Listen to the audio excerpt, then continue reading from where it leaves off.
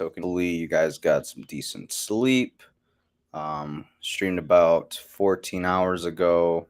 Crypto market cap is taking a little bit of a beating once again. Crypto market cap sitting at $918 billion. Bitcoin dominance at 39.4%. ETH dominance at 16.9%. Bitcoin holding just below 18,950. Bulls are trying to regain the $19,000 line of support. We'll see if they pull through. Ethereum above 1250 at 1268 right now. BNB nearing 269, 270. Cardano just barely under 45 cents. Solana nearing $32 again. Some of these altcoins are recovering slowly but surely. Are we going to be facing some more volatility ahead? Again, time will tell. As you can see on the 1 minute chart, Bitcoin has been putting in a series of lower lows here in the past about hour or so, and a series of lower highs.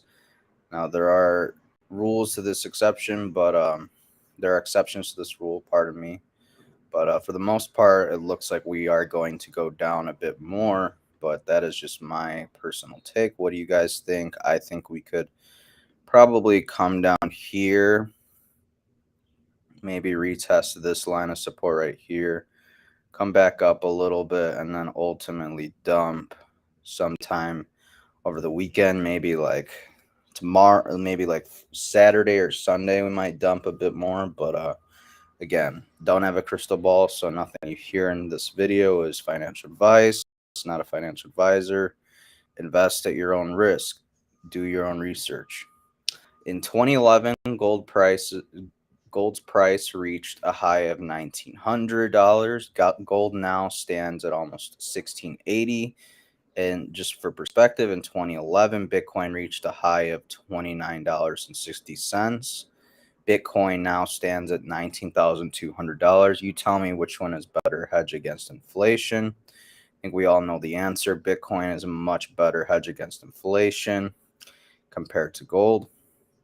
El Salvador has repurchased $565 million of its debt for a saving of $275 million. Amazing from the land of Bitcoin and beauty.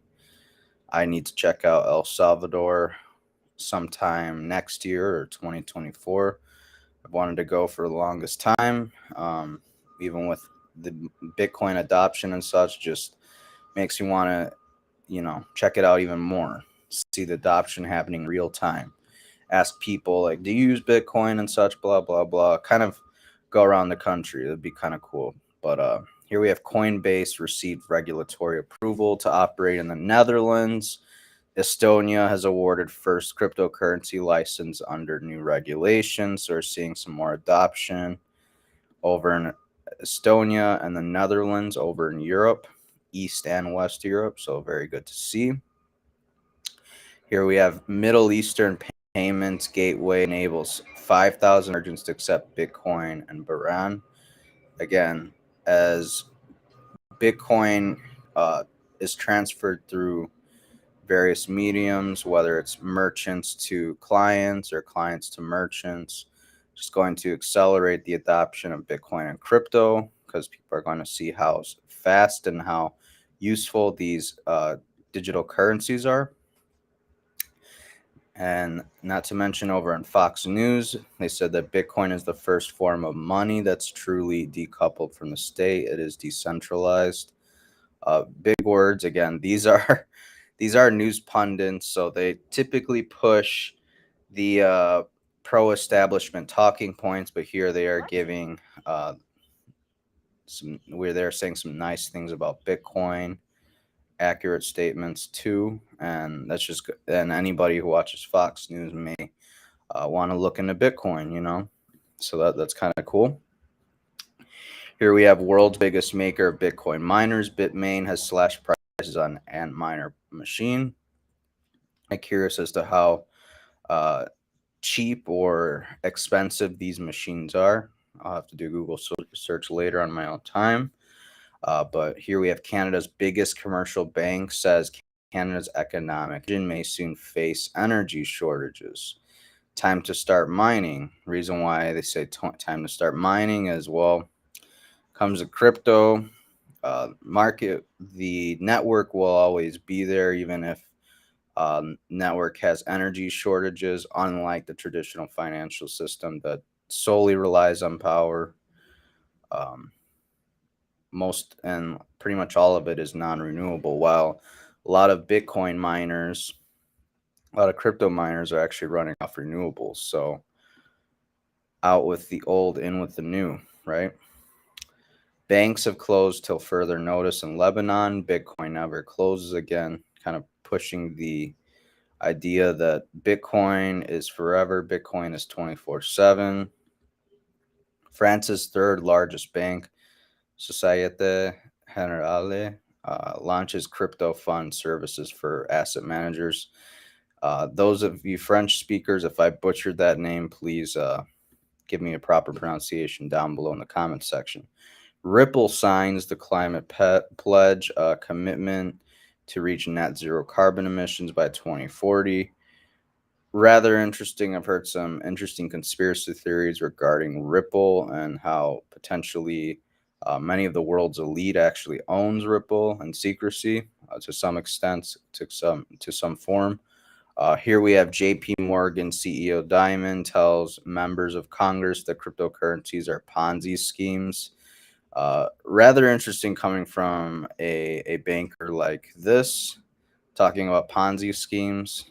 I don't know about you guys, but uh, don't tell me what I know, or don't tell me what you are. It's kind of like shifting the blame. Like when someone's something, they'll try and discredit someone else and say they are that exact thing. It's kind of like what J.P. Morgan CEO Diamond saying here, and then we have Democrat Representative Rashida Tlaib to bank CEOs.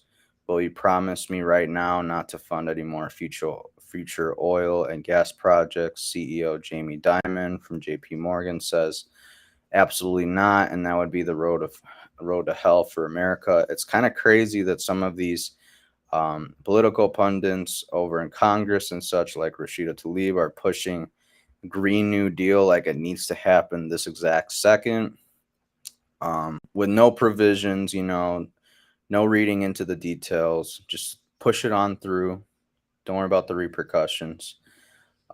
Yesterday, I don't know if you guys heard, you might have been living under a rock if you haven't heard it, but Jerome Powell did announce a 75 basis point rate hike just yesterday, which kind of nuked the markets. The market was expecting 50 to 75 basis points, but we have for Fed Chair Jerome Powell now citing FOMC split between 100 basis points to 125 basis points for the rest of the year. Now, we only have two FOMC meetings left, you guys. We have one in November, I think November 1st or 2nd, just before the midterm elections.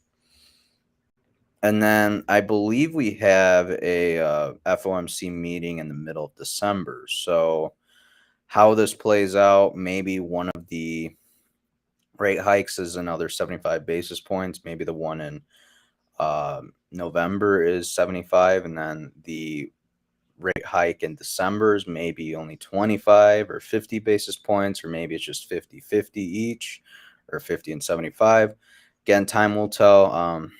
Not the best thing to hear personally, because markets will continue to be destroyed in the process of these rate hikes. But and then here they have their inflation projections. They're thinking inflation will be at 5.4% for the year of 2022, 2023, maybe 2.8% to 2024, 2.3%, and 2025 at 2%.